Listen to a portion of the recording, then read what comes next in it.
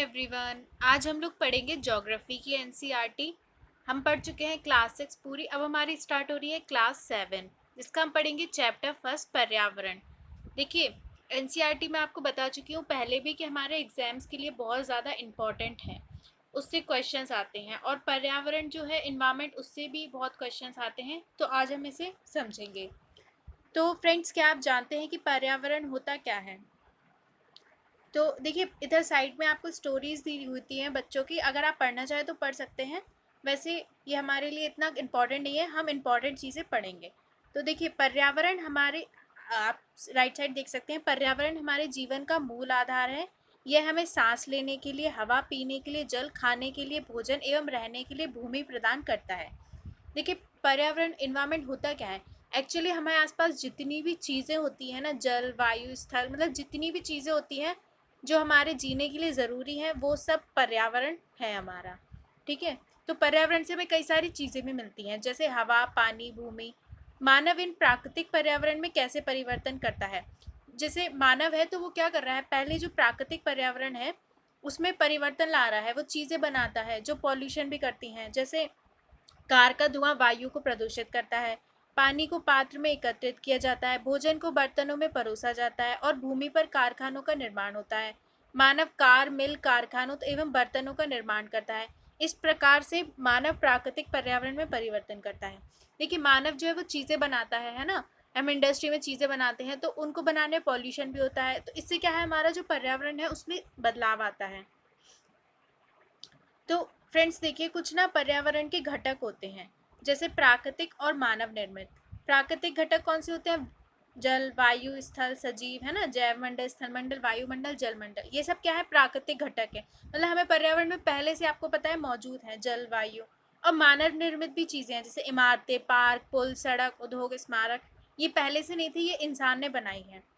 अब देखिए, मानव भी है, जैसे मानव में आ गया एक व्यक्ति, परिवार, समुदाय, धर्म, शैक्षिक, आर्थिक, राजनीतिक स्थिति। ये सब जो है हमारे एक पर्यावरण के घटक होते हैं। तो देखिए फ्रेंड्स, किसी भी जीवित प्राणी के चारों ओर पाए जाने वाले लोग, स्थान, वस्तुएं एवं प्रकृति को पर्यावरण कहते हैं। पर्यावरण किसे कहते हैं? देखिए, जो जीवित प्राणी है, जैसे हम हैं, और हमारे आसपास जितनी भी चीजें हैं, लोग हैं, स्थान हैं, वस्तुएं हैं, उनको हम क्या कहेंगे? पर्यावरण कहेंगे। ठीक है, यह प्राकृतिक एवं मानव निर्मित परिघटनाओं का मिश्रण है। इसमें प्राकृतिक चीजें भी होती हैं पर्यावरण में, और मानव निर्मित भी होती हैं।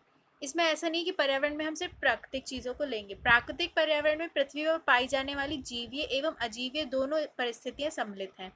ठीक है, जीवीय क्या हो गई? सजीव प्राणियों का संसार, जैसे पादप और जंतु। जो जितने भी प्रकार के जंतु हैं, एनिमल्स हैं, पेड़ हैं, वो सब भी इसमें शामिल होते हैं। और अजीवीय तो निर्जीव पदार्थों का संसार, जैसे स्थल हो गया, जल हो गया, तो ये भी हमारे इन्वायरमेंट में शामिल होता है, पर्यावरण में।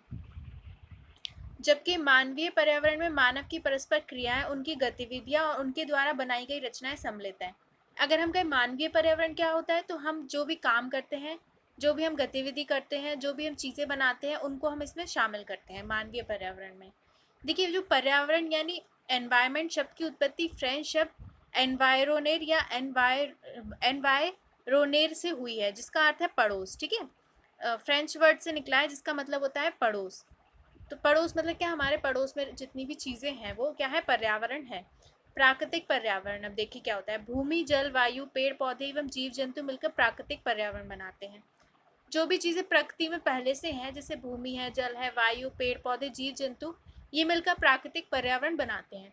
फ्रेंड्स, आपको ये बहुत ईजी लग रहा होगा, लेकिन जब हम बेसिक समझते हैं ना, तभी हम एडवांस चीज़ें बहुत अच्छे से समझ पाते हैं। इसलिए हमें इन्हें अपने दिमाग में बहुत अच्छी इनकी पिक्चर्स होनी चाहिए, बेसिक चीज़ों की भी। स्थलमंडल, जलमंडल, वायुमंडल और जैवमंडल से आप पहले से ही परिचित होंगे। ठीक है, मैंने आपको पिछले चैप्टर्स में ये पढ़ाए थे। आइए हम इनके संबंध में कुछ और तथ्यों की जानकारी प्राप्त करते हैं। पृथ्वी की ठोस परपटी या कठोर ऊपरी परत को स्थलमंडल कहते हैं। आप जानते हैं, जिस पर आप चलते हैं उसको क्या कहते हैं? स्थलमंडल, भूमि को।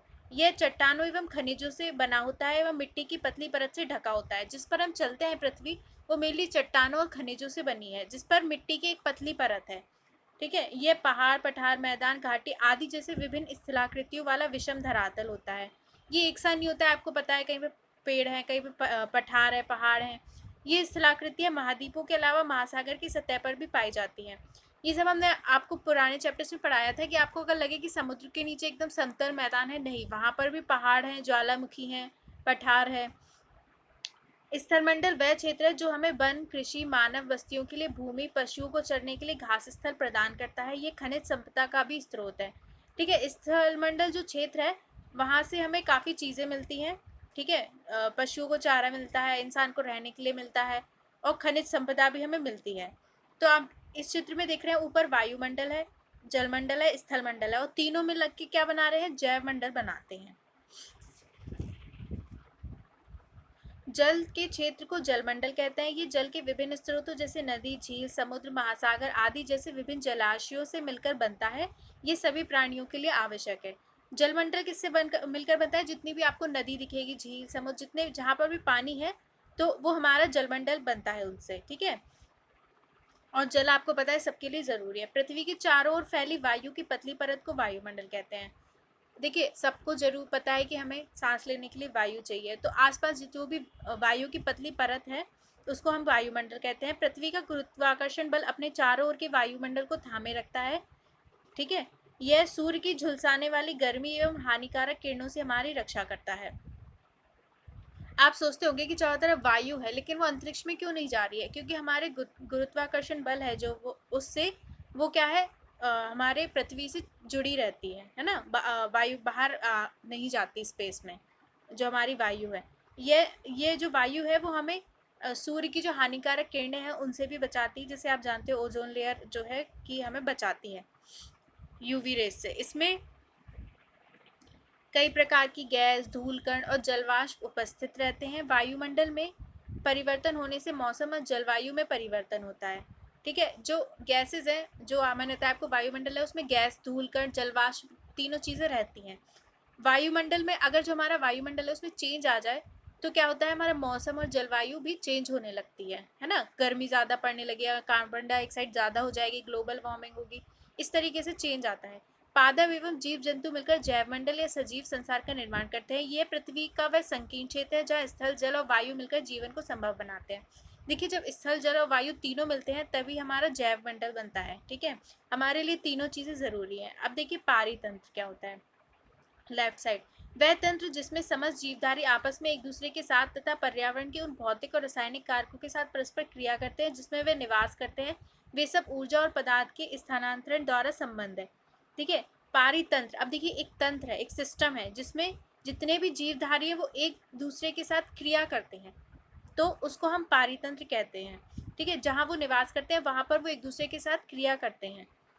ये सब ऊर्जा और पदार्थ के स्थानांतरण द्वारा संबद्ध है। मतलब हम क्या करते हैं, एनर्जी को एक जगह से दूसरे के ट्रांसफर होती है।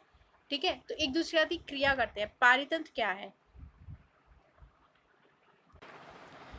देखिए फ्रेंड्स, सभी पेड़ पौधे, जीव जंतु एवं मानव अपने आसपास के पर्यावरण पर आश्रित होते हैं। प्रायः वे एक दूसरे पर भी आश्रित होते हैं। जीवधारियों का आपसी एवं अपने आसपास के पर्यावरण के बीच का संबंध ही पारितंत्र का निर्माण करता है। देखिए, इन्वायरमेंट में कोई भी एक चीज़ ना अकेले जिंदा नहीं रह सकती, उसको और भी चीज़ें चाहिए है।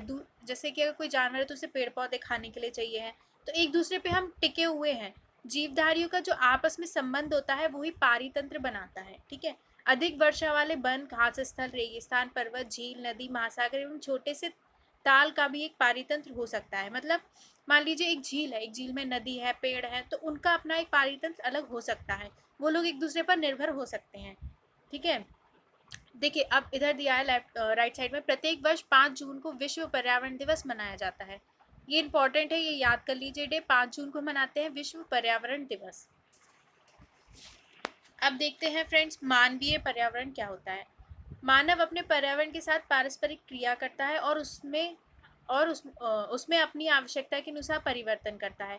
ठीक है, मानव जो है वो क्या है, जो अभी हम हैं पर्यावरण के साथ अलग अलग क्रिया करते हैं। ठीक है, हम कोई चीज़ बनाते हैं इंडस्ट्री में, इसके अनुसार तो इससे हम क्या करते हैं, चेंज लाते हैं। ठीक है, परिवर्तन लाते हैं पर्यावरण में। प्रारंभिक मानव ने स्वयं को प्रकृति के अनुरूप बना लिया था। उसका जीवन सरल था एवं आसपास की प्रकृति से ही उसकी आवश्यकताएं पूरी हो जाती थी। ठीक है, जो पहले आदि मानव थे वो क्या करते थे, गुफाओं में रहते थे, आग जलाते थे, तो वो प्रकृति से ही अपनी आवश्यकताएं पूरी कर लेते थे। समय के साथ साथ कई प्रकार की आवश्यकताएं बड़ी मानव ने पर्यावरण के उपयोग और उसके परिवर्तन करने के कई तरीके सीख लिए। ठीक है, उसने फसल उगाना, पशु पालना, स्थायी जीवन जीना सीख लिया। अब क्या हुआ कि जब मनुष्य का दिमाग डेवलप हुआ तो उसकी ज़रूरतें बढ़ी, उसने काफ़ी सारी चीज़ें सीख ली, फसल उगाना, है ना, हम अपना खाना कैसे स्टोर करें, सारी चीज़ें, और कई सारे इनोवेशन किए। पहिए का आविष्कार हुआ, आवश्यकता से अधिक अन्न उपजाया गया, वस्तु विनिमय पद्धति का विकास हुआ। वस्तु विनिमय पद्धति ऐसी होती है कि जैसे अभी के हमें कोई चीज़ खरीदनी होती है, हम पैसे देते हैं, ठीक है, तो उसमें क्या था, पैसे नहीं, जैसे किसी को चावल चाहिए, किसी को गेहूँ चाहिए है, तो दोनों एक दूसरे को, जैसे कि चावल वाला गेहूँ लेके चावल दे देगा और गेहूँ वाला गेहूँ दे देगा और चावल ले लेगा, तो क्या हुआ, उन्होंने अपने ज़रूरत की चीज़ों के हिसाब से एक दूसरे से सामान ले लिया। इसको कहते हैं वस्तु विनिमय पद्धति का विकास हुआ था पहले। व्यापार आरंभ हुआ, वाणिज्य का विकास हुआ, औद्योगिक क्रांति ने बड़े पैमाने पर उत्पादन प्रारंभ हो गया, परिवहन तेज गति से प्रारंभ हुआ, सूचना क्रांति ने पूरे विश्व में संचार सहज और द्रुत हो गया। तो धीरे धीरे क्या हुआ, हम तेज हो गए, हम ज़्यादा प्रोडक्शन करने लगे, और मतलब संचार क्रांति, अब तो देखिए कितनी जल्दी सूचनाएं भी पहुंच जाती हैं। देखिए फ्रेंड्स, प्राकृतिक एवं मानवीय पर्यावरण के बीच सही संतुलन होना आवश्यक है। मानव को पर्यावरण के साथ समरसता से रहना, उसका उपयोग सीखना चाहिए। देखिए, जो प्राकृतिक पर्यावरण है और मानवीय पर्यावरण है, उनके बीच सही संतुलन होना चाहिए। अगर देखिए पृथ्वी पे जितने संसाधन है, हम उससे ज़्यादा संसाधन यूज़ करने लग जाएं तो संसाधन कम हो जाएंगे, इन्वायरमेंट चेंज होगा, अंत में क्या होगा, मनुष्य का ही विनाश हो जाएगा। लेकिन हम ये समझते नहीं है, इंसान बस लालची हो रहा है और सबसे ज़्यादा से ज़्यादा वो रिसोर्सेज को यूज़ करना चाहता है। लेकिन दोनों में संतुलन बनाना ज़रूरी है, ताकि आगे की पीढ़ी को भी, ठीक है, सतत विकास बोलते हैं कि आगे की पीढ़ी को भी सारी चीज़ें मिल पाए। मानव के को पर्यावरण के साथ समरसता से रहने और उसका उपयोग करना सीखना चाहिए। लेकिन मतलब ये जो लाइन है, ये आप अपने आंसर राइटिंग में यूज़ कर सकते हैं।